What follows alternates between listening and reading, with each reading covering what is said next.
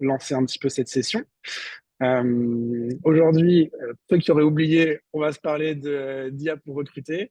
Et on va se parler d'IA pour recruter avec, dans un contexte et des exemples hyper concrets. C'est peut-être ça la différence avec tous les autres sujets qui passent. Souvent, on se disait avec Maxime, il parle beaucoup euh, de ce qui va se passer, mais pas du comment concret. Donc, trop content de vous partager ça aujourd'hui. Et je voulais introduire un petit peu avec l'impact de l'IA sur le recrutement. On a vu en 2023 une déferlante de l'information. 2024, ça va probablement être l'année où vraiment les usages vont s'ancrer.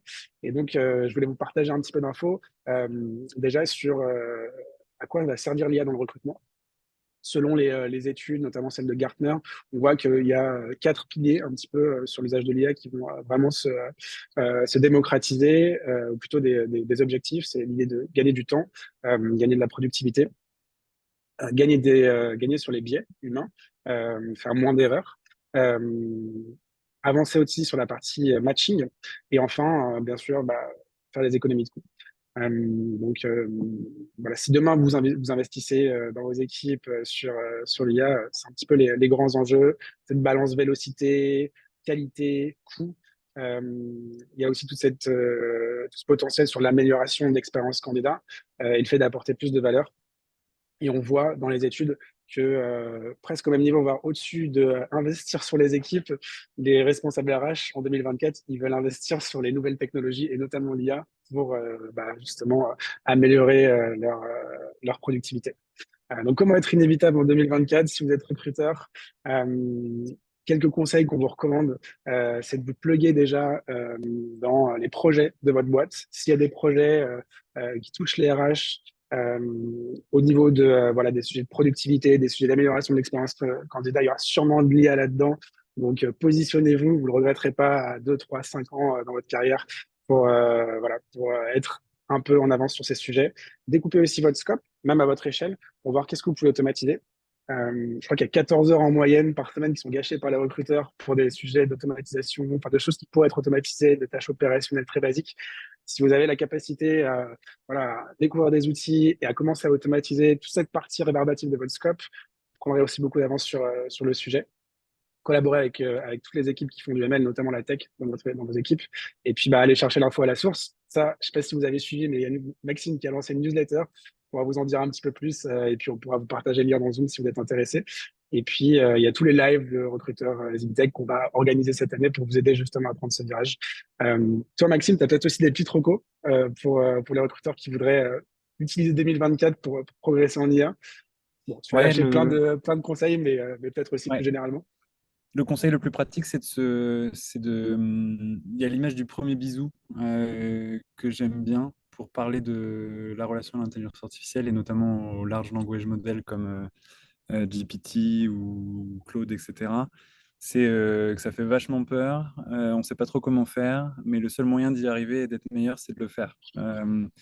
Et pour ça, moi, j'encourage juste à utiliser l'outil pour des choses qui sont très très simples, avec des hauts niveaux de prédictibilité du résultat. Là, je vais vous montrer des trucs très simples. Et en fait, ça, petit à petit, ça augmentera l'usage, ça vous permettra de penser à des nouveaux usages que vous pouvez tester, sur lesquels les outils peuvent vous aider. Mais c'est vraiment genre aller faire le premier bisou, quoi. Traverser la cour d'école, embrasser et partir en cours. J'adore. Ouais, c'est vrai que c'est une super image. Et du coup, avant qu'on avance sur le contenu, deux petits cadeaux qu'on vous drop ici. On avait bossé il y a quelques mois sur un gros Notion qui mélangeait plein de techniques d'automatisation qui sont plutôt du domaine du gros et des usages concrets, des choses que vous côté IA aussi. Ça, c'est un doc Notion qui va bien complémenter, je pense, ce que vous allez voir aujourd'hui. Et voilà, on vous le lâche. Donc, il y a le petit QR code si vous voulez le toper. Prenez une photo avec votre téléphone et puis ça vous enverra le lien. Et plus généralement, je sais qu'en ce moment, voilà, vous êtes peut-être sur la fin des budgets, il y en a qui sont en retard. Bref, le coût du recrutement, ça reste pour 2024 peut-être un sujet pour beaucoup d'entre vous. Maxime, toi, je crois que tu avais participé, en tout cas, tu nous avais donné beaucoup d'insights sur ce document aussi. Donc voilà, c'est pareil, c'est un Notion, on l'a créé, il y a des scorecards, pardon, pas des scorecards, des templates dedans pour vraiment vous aider à avoir une visibilité sur tous les coûts liés au recrutement, budgétiser, optimiser vos coûts. Je pense que c'est aussi un bon petit Notion à garder, à sauvegarder, à dupliquer dans votre base pour être solide côté budget sur l'année. Donc voilà, si jamais vous n'avez pas eu le temps, je vais passer à la slide suivante, mais si jamais vous n'avez pas eu le temps de télécharger tout ça, dites-nous et avec Gabriel, on vous enverra les liens dans le chat. Et puis j'espère que ça vous aidera surtout pour démarrer l'année. Et juste un dernier petit point pour vous expliquer, bah, si vous savez pas ce qu'est TPC, The Product Crew, nous, on est une grosse communauté de talents de la tech et du produit. Il y a 10 000 membres dans la communauté, c'est une communauté sélective et on aide pas mal d'entreprises. On a bossé avec 800 boîtes tech, PME tech, scale-up et grands groupes pour les aider à trouver des profils dans le product, la data, le design et l'engineering. Et on va continuer ce taf-là tout en produisant énormément de contenu pour participer à l'écosystème et aider tout le monde à mieux recruter et aussi, côté talent, à trouver le job qui leur correspond. Et si c'est quelque chose qui vous intéresse, vous voulez faire partie de la communauté Tech Recruiters, pareil, je vous ai mis un petit QR code. C'est bah, pour être tenu au courant de tous les lives, des ressources qu'on balance, les événements aussi physiques qu'on organise. Voilà, c'est fini pour la petite intro. Je pense qu'il y a beaucoup de monde dans le live. Ouais, effectivement. Donc, je vais te laisser la main, Maxime. Pour info, on va partir sur une démo avec Maxime de 20-25 minutes. On va vous donner un petit peu l'occasion de poser des questions entre les parties. Donc, balancez vos questions dans le chat en attendant, enfin, pendant la présentation de Maxime. On fera des petites pauses. Et puis aussi, à la fin, si vous avez des questions un peu plus méta qui sont compliquées à poser, à recouper la présentation de Maxime, bah, on les fera à la fin. J'espère que ça vous apportera beaucoup de valeur. À toi de jouer, Maxime. Let's go. Rapide présentation. Donc, moi, je suis Maxime. Je travaille chez Alan, une société qui a été créée il y a 6-7 ans maintenant, qui opère dans le monde de la santé depuis la prévention jusqu'au moment où on sort de chez le médecin et on veut être remboursé rapidement avec une assurance santé transparente et qui répond vite à ses membres.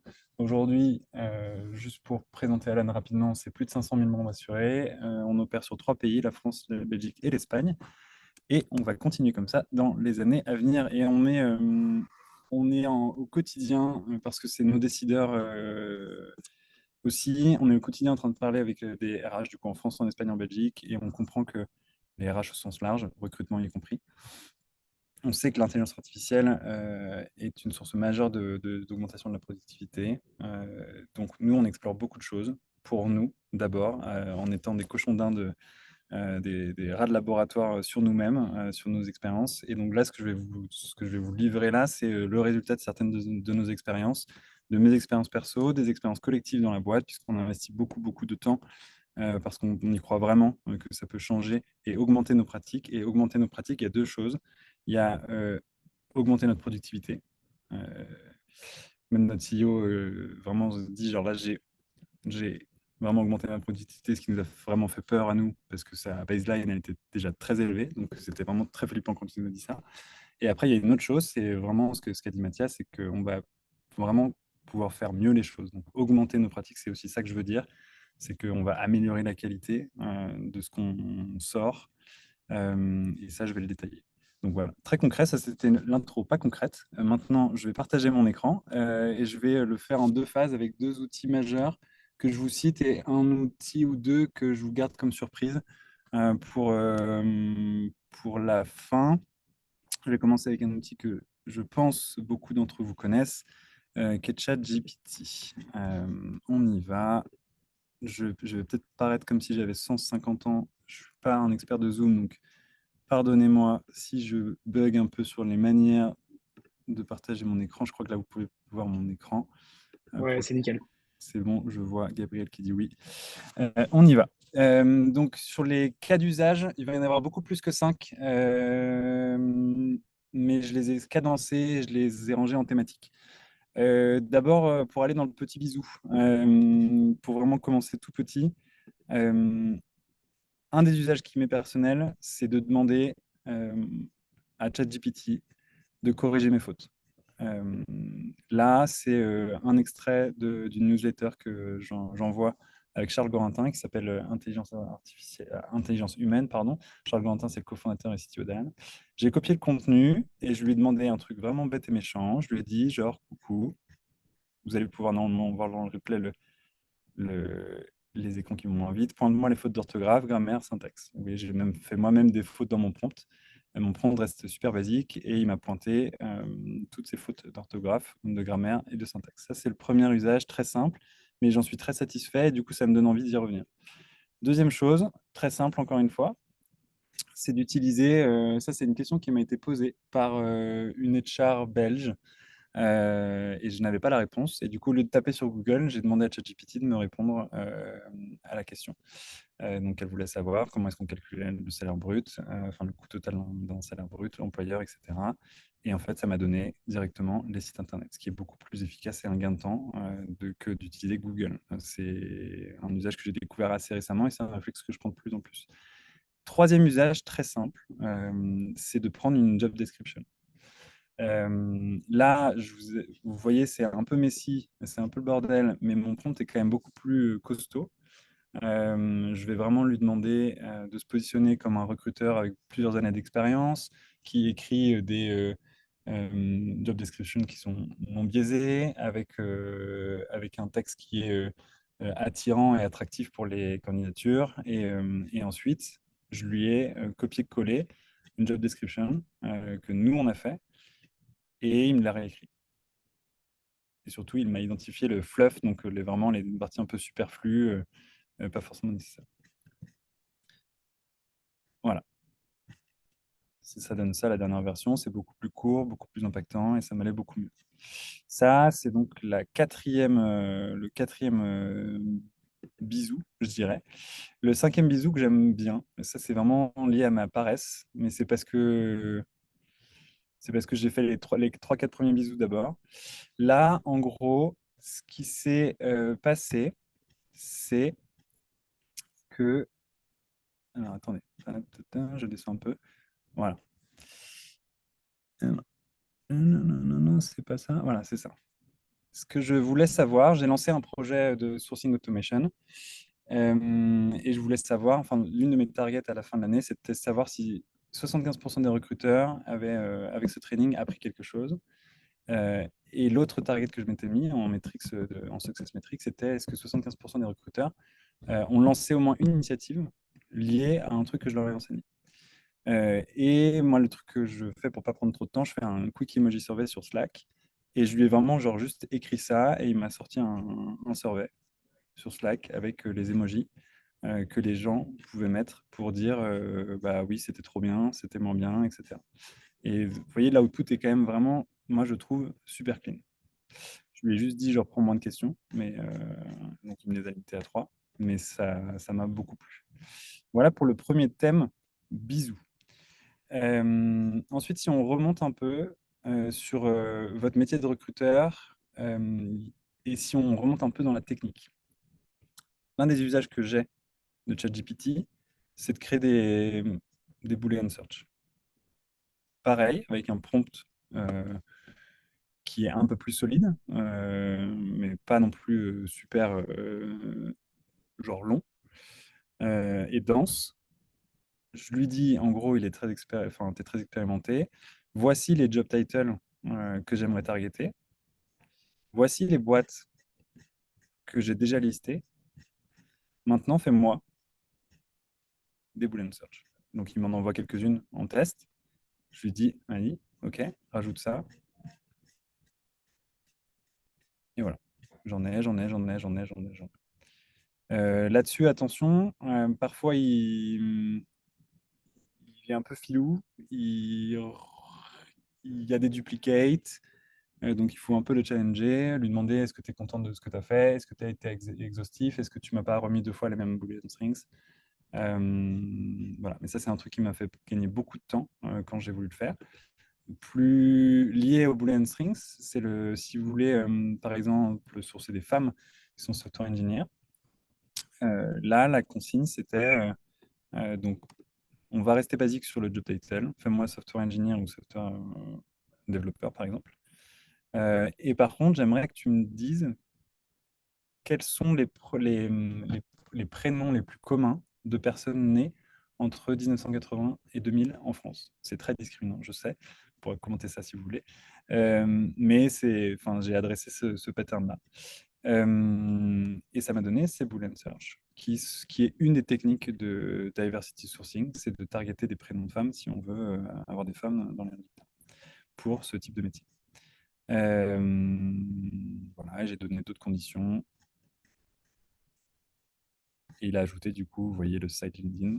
Je ne sais pas si tout le monde voit ce que ça donne comme résultat, mais en fait, ça vous donne, vous voyez, des LinkedIn profiles directement ici, ce qui vous permet aussi d'éviter de payer LinkedIn pour des trucs trop chers pour ce que c'est, puisque vous avez accès au profil en répondant à cette requête. Voilà, donc ça c'est pour la partie un peu technique. Enfin technique, on est plus dans le recrutement. Si on continue dans le recrutement, mais on est un peu plus dans l'analyse aujourd'hui. Un autre cas d'usage qui m'était important, et je ne vais pas pouvoir vous partager la G-Sheet que j'ai uploadée, mais vous pouvez bien uploader une G-Sheet dans la version plus, juste en cliquant sur un CSV par exemple, vous pouvez faire ça et ça.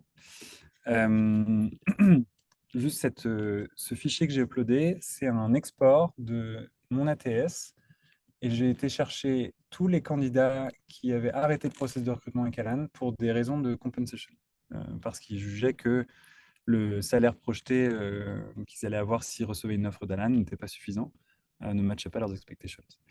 Et je voulais comprendre quel était l'ordre de grandeur de ces candidats-là, est-ce qu'il y en avait beaucoup, pas beaucoup, par rapport à 2022, 2021, etc.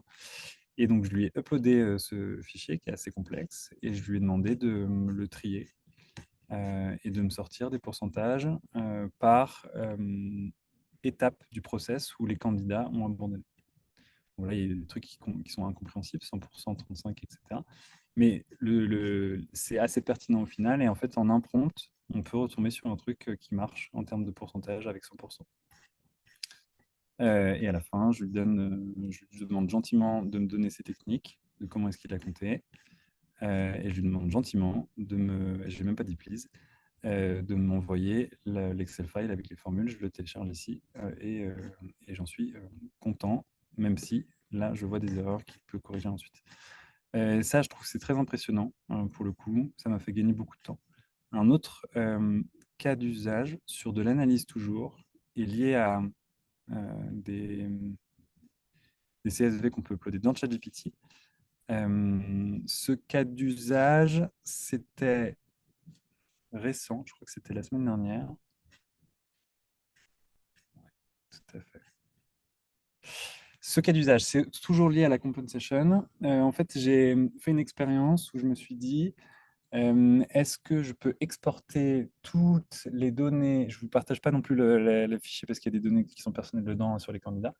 Mais est-ce que je peux exporter ce qu'ont déclaré les candidats comme salaire pour tel type de job au moment du screening, donc qui est la première étape post-application, et voir en fait quelles sont les tendances des candidats et faire un rapport entre ce qu'ils déclarent au screening, comme salaire attendu ou comme salaire gagné. Alors nous, on ne pose pas la question de combien vous gagnez aujourd'hui, parce que je crois que c'est à la limite de la légalité. Mais en tout cas, on parle des expectations. Souvent, les candidats répondent avec ce qu'ils gagnent aujourd'hui. Ou pas d'ailleurs, puisque parfois, enfin, on choisit de les croire sur ce qu'ils gagnent aujourd'hui. Ce qui compte, c'est de plutôt poser la question sur les expectations. Ensuite, ça nous donne vraiment une analyse qui était bien faite pour le coup, avec des analyses par niveau. Et il m'a même proposé une analyse du nombre de réponses, average salaries, etc. Je vais très vite parce que vous aurez accès à un rétro et on a d'autres choses à voir. Mais il y a aussi une salary distribution across level avec un effet un peu visuel, un graphique. Et pareil, à la fin, je peux télécharger le fichier. Donc ça, c'est un tout petit peu plus méta et un tout petit peu plus analyse. Et pour finir sur ChatGPT et aller toujours plus haut dans l'analyse, moi, je m'en sers aussi comme partenaire de brainstorming. Comme vous l'avez compris, j'ai un Je réfléchis beaucoup au sujet compensation et salary competitiveness en ce moment. J'essaie de rédiger des principes qui structurent la manière dont on rémunère les gens chez Alan. Et, euh, et là, j'avais identifié des formules qui m'allaient, mais que je voulais, que je pensais perfectibles. Donc là, pareil, j'ai copié-collé mon contenu. Je l'ai mis entre guillemets. J'ai dit You're the CEO of company, blablabla, blablabla. Il m'a fait une proposition que je trouve bien, que je trouve plus courte, et on est atterri là-dessus. Que j'aime beaucoup et qui colle bien à notre vision. Pareil sur la compensation, ça, c'est un autre cas d'usage. On parle beaucoup de ça, la competition, donc je pourrais aussi, on pourra aussi discuter de ça, qui est un sujet qui me fascine en ce moment. Je suis allé essayer de comprendre, je voulais essayer de comprendre pourquoi des gens qui avaient pris un pay cut de 20% avaient rejoint quand même Alan, et comment est-ce qu'ils se sentaient une fois qu'ils étaient là, après 1 an, 2 ans. Et du coup, j'ai fait des sortes de research interviews et je lui ai demandé, en fait, voilà le contexte. Qu'est-ce que tu me proposes comme question? Euh, Tout simplement. Dernière chose sur laquelle j'ai brainstormé avec ChatGPT. Et ensuite, je fais une pause et je prends peut-être 1 ou 2 questions que vous aurez triées, Mathias. Ça, c'est un agent GPT que j'ai créé. Alors, les agents GPT, c'est ici. C'est des agents spécifiques avec des master prompts qui peuvent vraiment un peu plus influencer et donner plus de contexte à cet agent pour que les réponses soient plus pertinentes. Là, pareil, c'est très simple. Brainstorm, junior profile, c'est quoi les idées, comment est-ce qu'on approche les choses. Parce que j'ai pas de conviction très forte aujourd'hui. C'est encore un gros trou que j'ai dans la raquette. Euh, et j'aimerais bien apprendre. Merci. Est-ce que là, à ce stade, on peut prendre 1 ou 2 questions, Mathias? Ouais, ouais, ouais, ouais. Non, c'est mortel, franchement, beaucoup d'usages et ça réagit pas mal dans le chat. On va en prendre deux, du coup, des questions. Je vais les poser juste pour info. Toutes les autres questions, on essaiera de vous donner le micro à la fin, donc vous pouvez continuer à les envoyer. On aura un temps un peu plus long. Là, pour que vous puissiez vraiment voir tous les cas que Max a partagé, je vais juste prendre les deux qui ont fait le plus réagir. Il y a la question de la RGPD. Ouais. Justement, il te questionne sur qu'est-ce que tu as le droit et pas le droit de faire. Est-ce que, par exemple, tu dois faire attention sur les fichiers que tu charges sur ChatGPT, quelle est l'information que tu peux utiliser des candidats et celle que surtout, du coup, tu n'utilises pas, euh, pour que voilà, tout le monde puisse faire ce que tu recommandes sans sortir du cadre légal. C'est une très bonne question. Quand je vous ai dit, je ne vous ai pas partagé cette sheet parce qu'il y a des données personnelles des candidats. Effectivement, c'est une bêtise. En fait, la sheet que j'avais utilisée, enfin que j'utilise toujours, c'est une donnée sans données personnelles des candidats. Je ne suis pas sûr qu'il y ait des interdictions de RGPD. C'est juste qu'en fait, quand je fais ça, je donne à OpenAI des informations qui sont personnelles et très sensibles. Et en fait, ça, c'est pas OK. Pour le coup, ça, c'est plus des questions de nous en termes de confiance avec les candidats. Qu'est-ce qu'on crée? Euh, Là, il y a quelque chose qui se casse. Le workaround là-dessus, c'est dans les CSV que j'upload, enfin, que j'exporte de Lever, c'est d'utiliser, en fait, Lever utilise des ID pour retrouver les candidats si on veut les retrouver, mais OpenAI n'a absolument aucune idée que ce soit Mathias ou Maxime dont on parle. Donc voilà, faire très attention à ça quand on pousse en fait des informations à ChatGPT. En fait, ça le donne à une société américaine qui s'appelle OpenAI, avec beaucoup moins de régulation sur les données personnelles que l'Europe. Yes. C'est très important à savoir effectivement pour votre éthique et aussi effectivement être en ligne avec les réglementations. Dernière toute petite question et puis on enchaîne comme ça vous allez tous bien pouvoir voir l'ensemble des use cases. T'as Romain qui te demande si tu as comme ambition de construire un GPT en guide de guise candidat, notamment pour présenter la culture d'entreprise ou alors pour partager des tips ou pour préparer carrément les entretiens, soit de ton côté, soit pour les candidats. Alors, ouais, c'est un projet qui est dans les tuyaux. C'est un projet pour l'instant, on voit bien à quoi ça peut ressembler. On voit plutôt bien comment le faire, mais il y a encore 2, 3 bloqueurs techniques pour le mettre en place. Je sais que c'est assez présent dans d'autres boîtes tech américaines, parce que ou même européennes, parce que c'était un gros sujet de Unleash en Espagne, il me semble. On a assisté à l'événement et en fait, c'était un peu le buzz autour des chatbots, machin, etc. Nous, la manière dont on le fera, probablement, même si notre site est très dense aujourd'hui en termes de données candidats, en fait, la manière dont on le fera, c'est qu'on pompera le contenu qui est déjà sur le site aujourd'hui et le contenu qu'on a sur Notion et qu'on aura rendu accessible euh, à un intermédiaire. Et probablement cet intermédiaire, c'est Dust, dont je vais vous parler maintenant.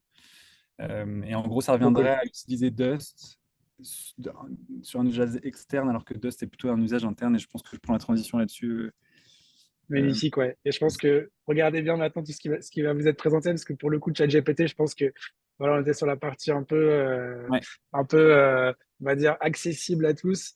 Là, là, ça va être accessible à tous aussi, mais je pense step supérieur. Tu me diras si je me trompe, Maxime. Mais Nouveau parce qu'outil payant et donc pas ouvert à tous. Mais en gros, Dust est une agrégation c'est un outil qui est très puissant pour deux raisons.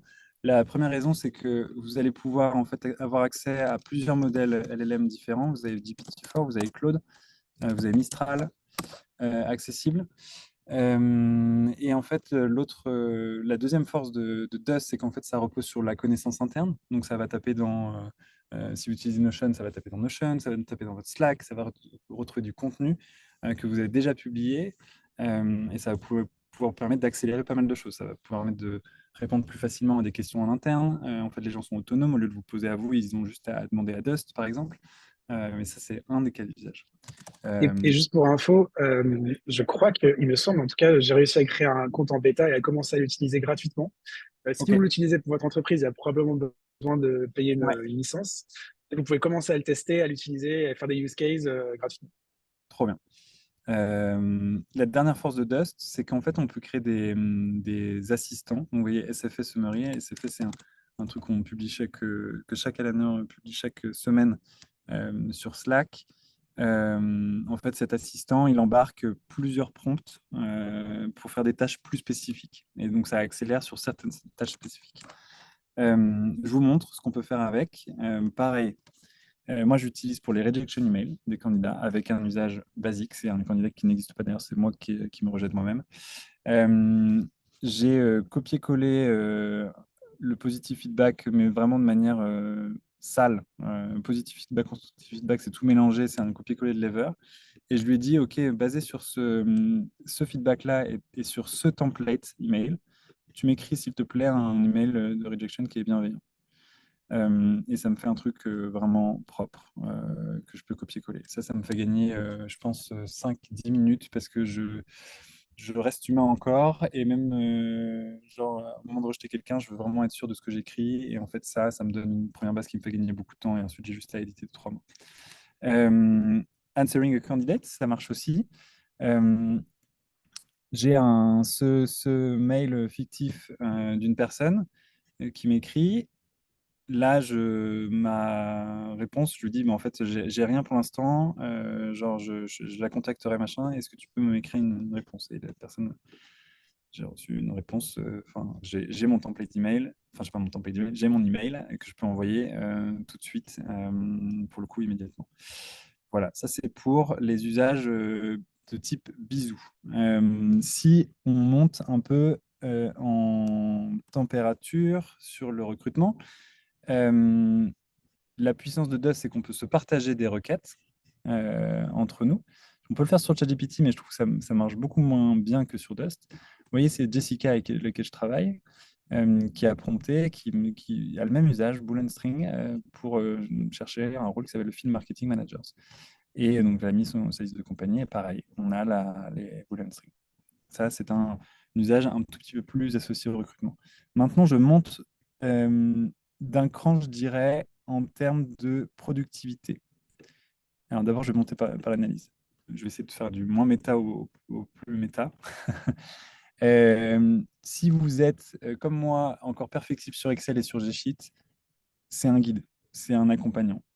Dust peut vous aider de manière beaucoup plus visuelle que ChatGPT à grandir là-dessus. Vous pouvez lui poser des questions ouvertes, il vous répondra, il vous guidera, il vous entraînera, il vous formera. ChatGPT le fait aussi, mais je veux juste montrer à quel point c'est un peu plus fluide. Et surtout, il y a Claude. On aime Claude chez nous comme modèle. Ensuite, un peu plus méta, audio to texte. Là, ce que j'ai fait hier soir, c'est que je me suis enregistré avec un logiciel qui s'appelle Mac Whisper. J'ai fait New Recording, j'ai fait Start Recording. Je me suis enregistré en disant deux, trois trucs. Et ensuite, je l'ai j'ai obtenu un transcript. Et voilà ce que j'ai dit. Salut, ça va? Est-ce que vous m'entendez? C'est super. Blablabla.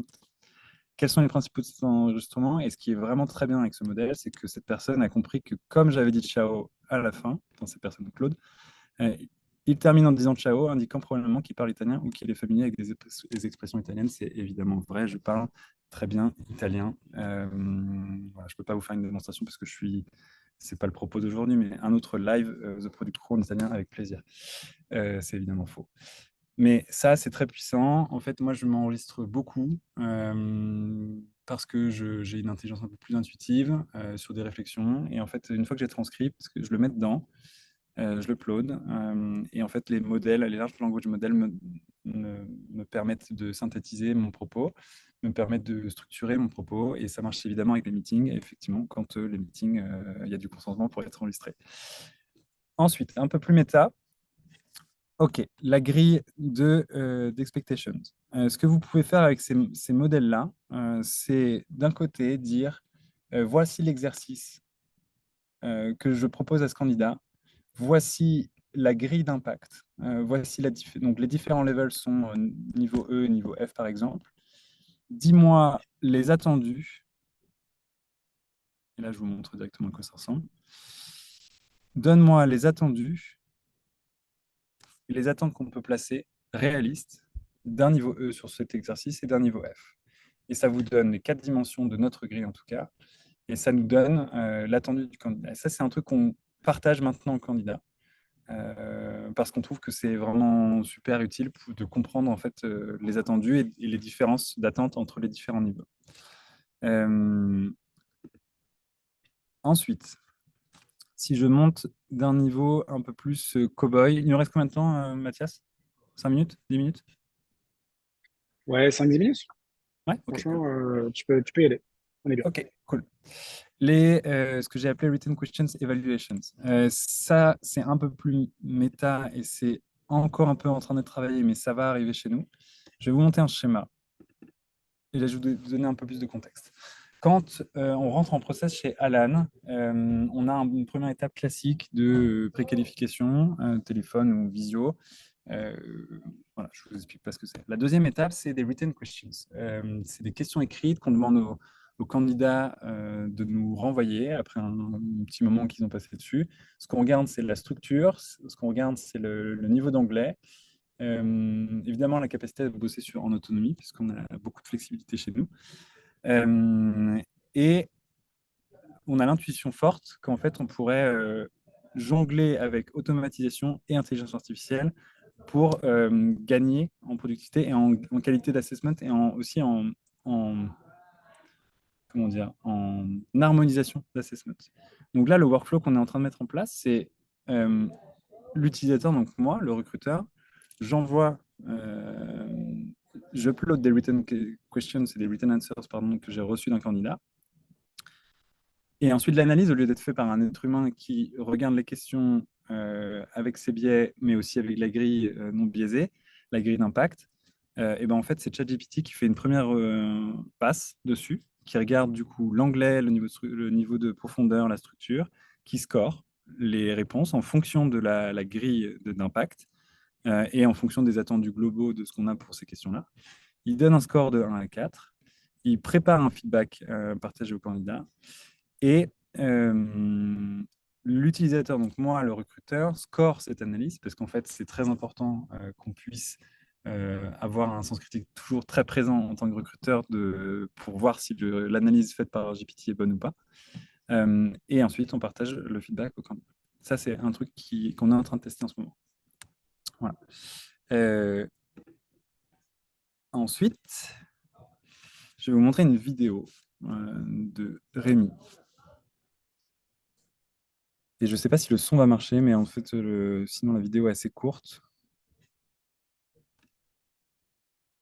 At Alan, we do performance reviews every 6 months. And basically what each employee have to do, they have to write a self-review and then ask other peers to review them. We made the process of writing the self-review a little bit easier using the update tool we use internally, which is called SFA for Sun, Fire, and Achievements, which basically gives a high-level overview of what has been done over the past week, what are the main fires, if there are any, and the key objectives for the next week. We have all of this available into our internal tool called Alan Home, where you can find all of the SFA for any Alaner over the past 6 months.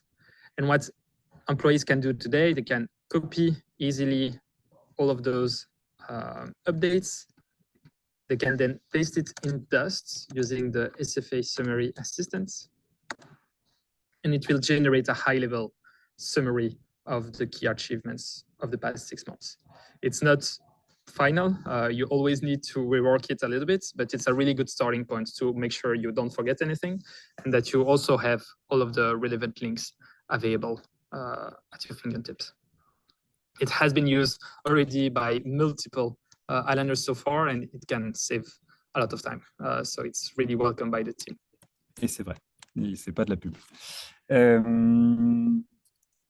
Je pense qu'on est bon. Maintenant, je peux commencer à faire du bonus avant de prendre les questions un peu plus larges. Le bonus numéro 1, c'est qu'on peut faire des blagues avec Dust. On peut créer des assistants avec l'humour de Jonathan Cohen dedans, qu'on apprécie ou qu'on n'apprécie pas, mais que moi j'aime beaucoup. Je lui ai demandé comment est-ce qu'on faisait scaler une boîte à 1000 employés tout en restant frugaux en termes de ressources, de process et d'outils, et il m'a fait une réponse qui vaut ce qu'elle vaut. Je ne suis pas sûr de tout prendre.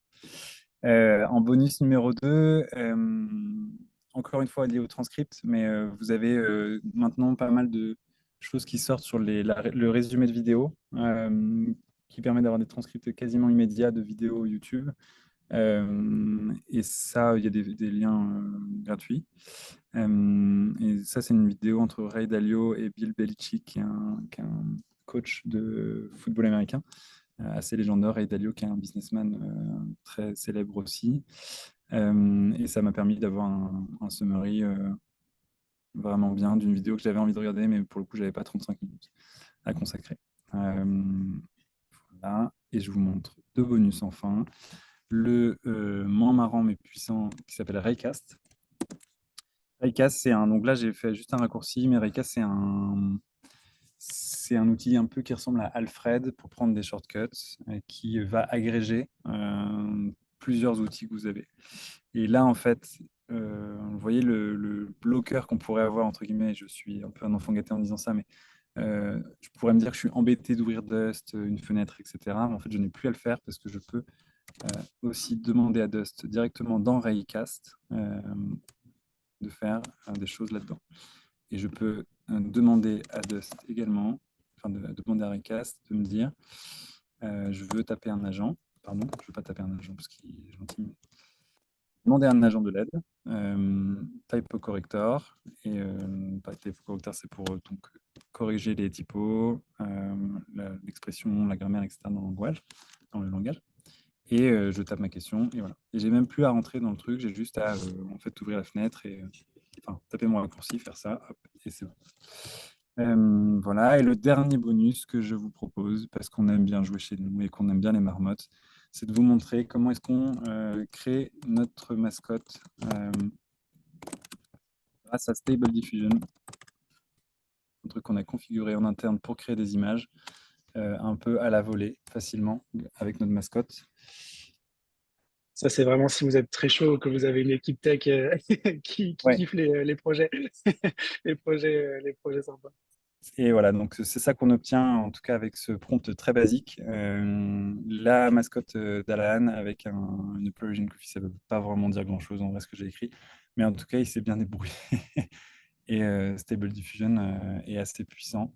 Je ne pourrais pas vous expliquer comment ça fonctionne. Je sais juste qu'en fait, grâce au text to image, donc là, c'est un texte qui donne une image, et grâce à des modèles que vous pouvez importer ici, qui sont en fait des configurations spécifiques, vous pouvez assez facilement créer des images. Et là, vous voyez, vous pouvez augmenter la taille, vous pouvez augmenter la qualité. Le sampling step, c'est le nombre d'étapes que l'échantillon va connaître. Vous allez voir, ça va ralentir largement ici le temps de loading. Alors, encore 30 secondes, j'espère que ça va être ouf cette image, Mathieu.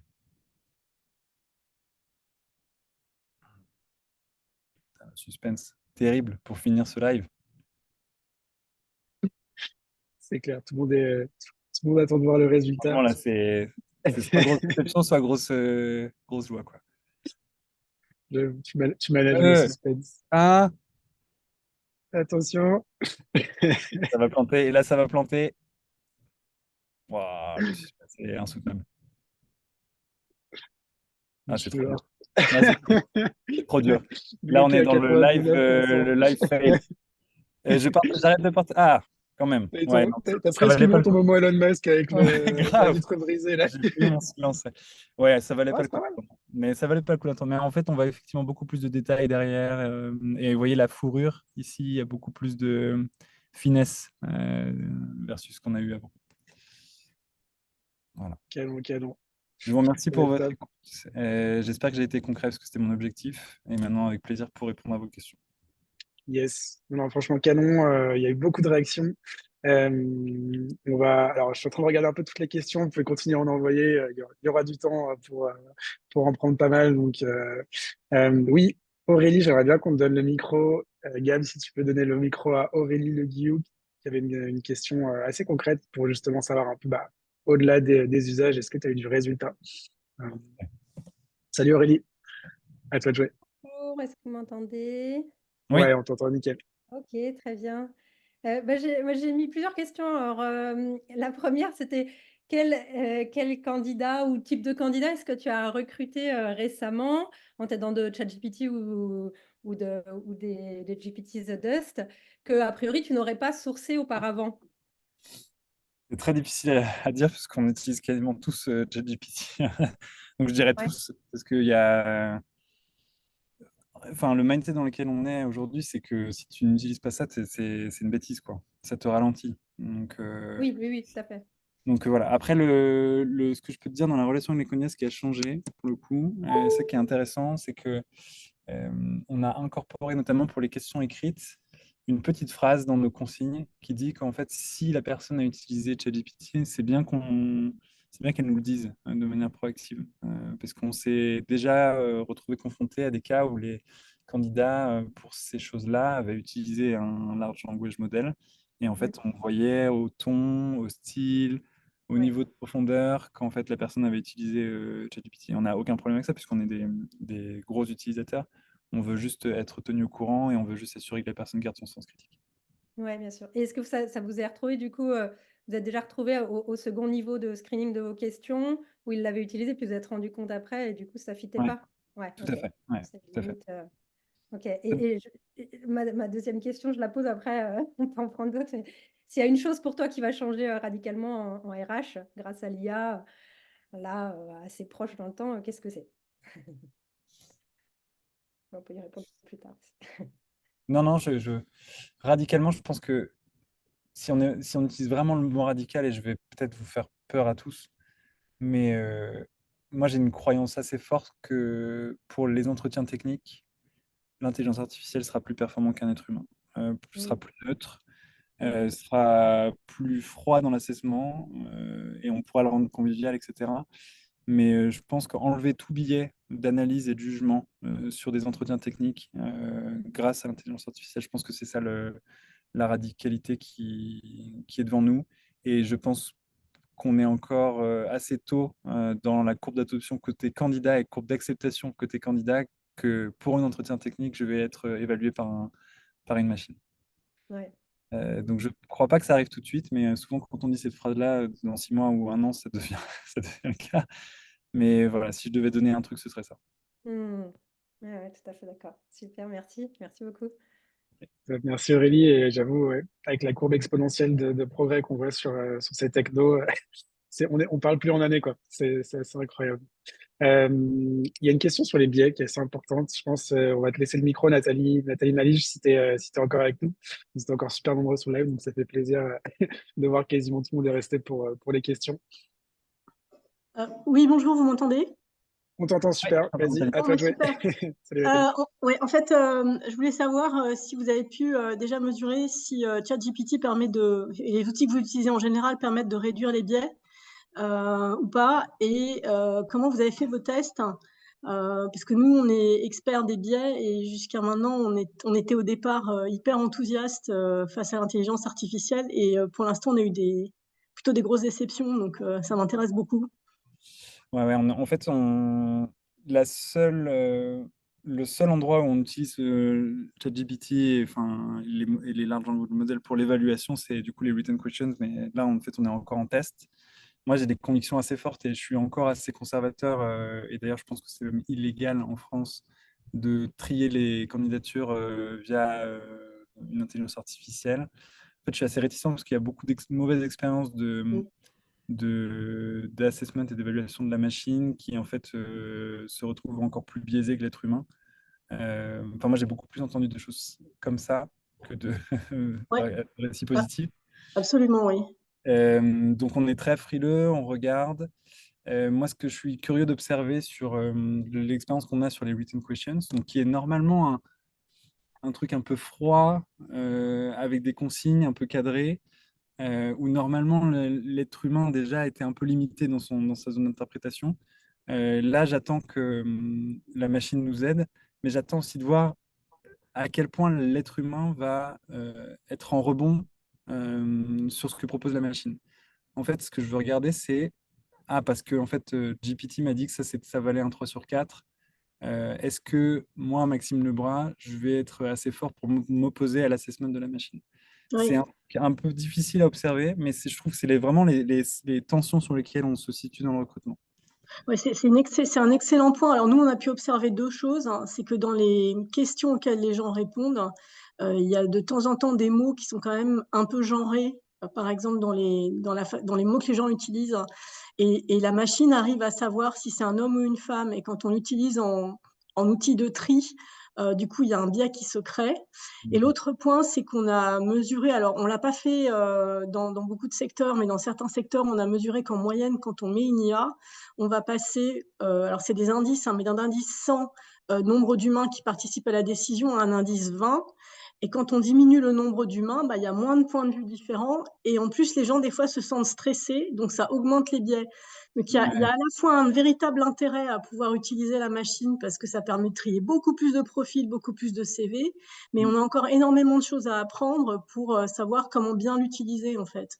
Ouais. Et peut-être qu'il y a des choses où il y a des moments, comme vous le faites, il faut utiliser la machine, et des moments où, au contraire, il faudrait ne pas utiliser la machine et prendre une feuille de papier blanc et essayer de se dire moi, je pense quoi et comment je réfléchis. Mais bon, je vais arrêter de parler de ça parce que mais c'est un... Ce qui est sûr, c'est qu'on est dans une phase où enfin, il faut vraiment être dans un monde un peu gris où il y a l'interaction entre l'humain et la machine, quoi. Parce que le jour où l'humain décide de laisser la main à la machine, ça va. L'humain deviendra esclave de la machine, pour le coup, et va perdre son sens critique. Et à la fois, je pense que, je ne sais pas si tout le monde dans la salle partage cette conviction, mais l'exercice de recruter quelqu'un sans biais est un exercice absolument impossible.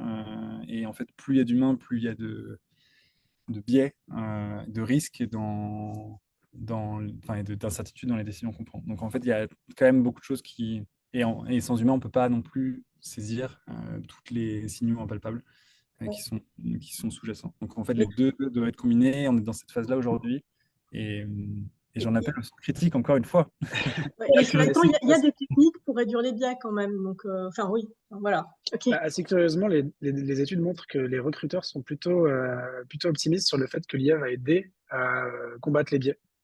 Et d'ailleurs, c'est un des 4 principaux sujets sur lesquels ils sont demandeurs et en attente de solutions IA pour réduire les biais. Mais super intéressant, l'avenir nous le dira en tout cas.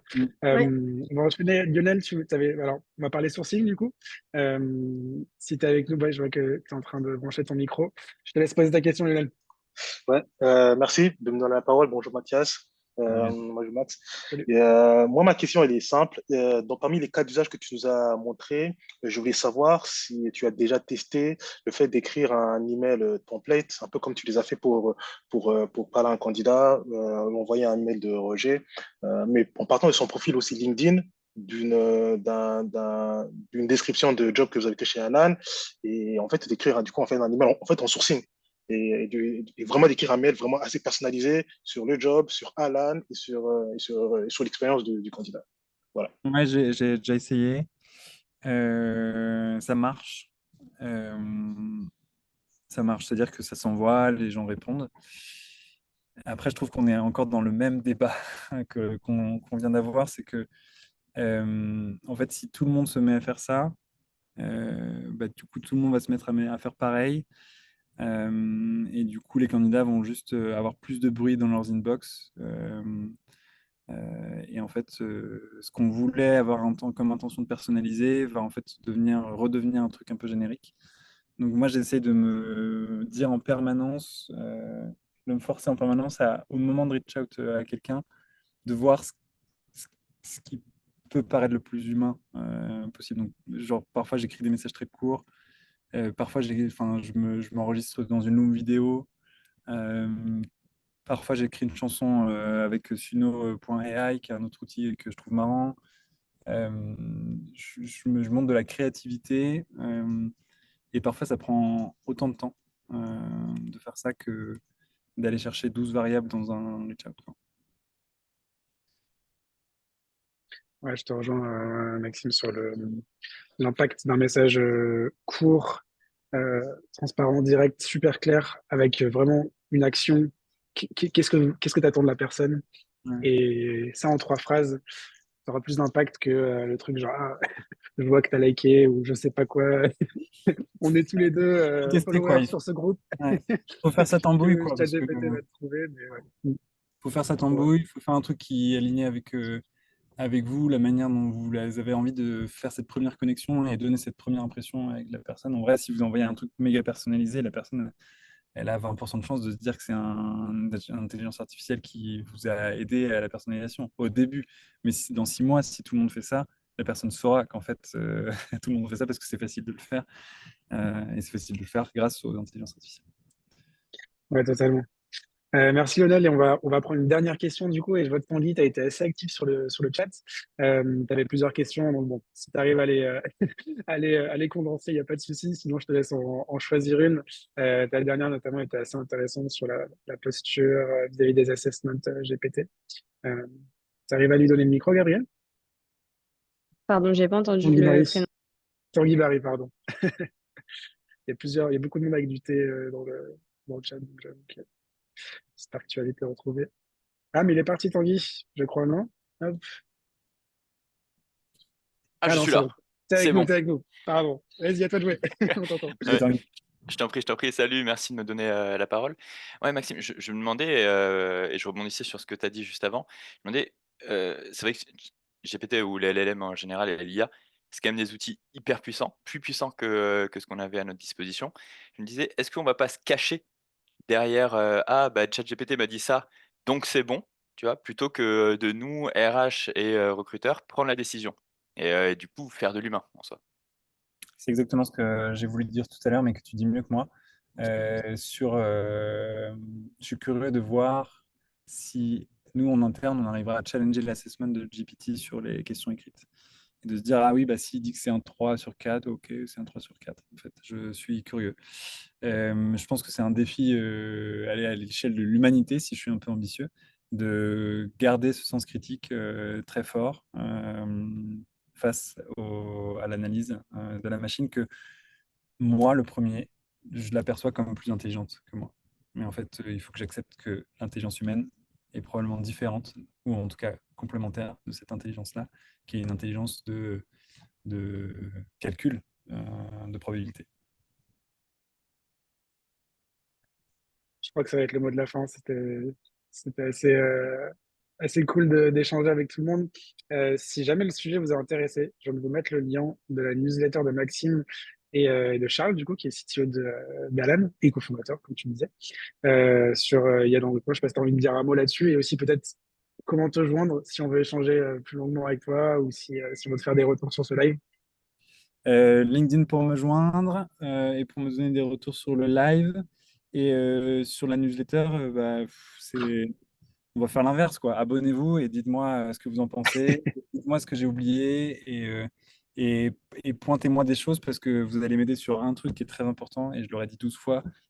Ça va m'aider sur mon sens critique. Merci. Trop bien. Je crois que le sens critique, ouais, et garder son sens critique, c'est peut-être le mot 2024. Laissez prendre le relais à l'IA sur certains aspects d'automatisation, de productivité, de qualité, mais gardez votre sens critique. Exactement, exactement. Très bien. Bah, merci à tous. Vous êtes encore nombreux dans le chat. Si jamais vous voulez mettre une petite note sur 5 à Maxime pour en gros dire au niveau des choses concrètes, est-ce que vous sentez que ça va vous aider pour 2024 dans vos usages, que vous avez pu grader des petits nuggets qui vont vous aider dans le quotidien. Je vois que tu as beaucoup de remerciements.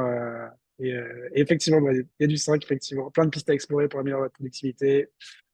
Par un humain, 5. Et même un 10. Ok, trop cool. Bah écoutez, merci beaucoup.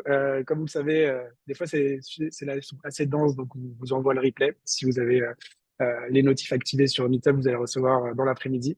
Donc, merci encore. Et puis surtout, merci Maxime d'avoir pris le temps de partager ça avec autant de monde. Merci tout le monde pour votre écoute et vos questions. Bon, à très vite. Ciao.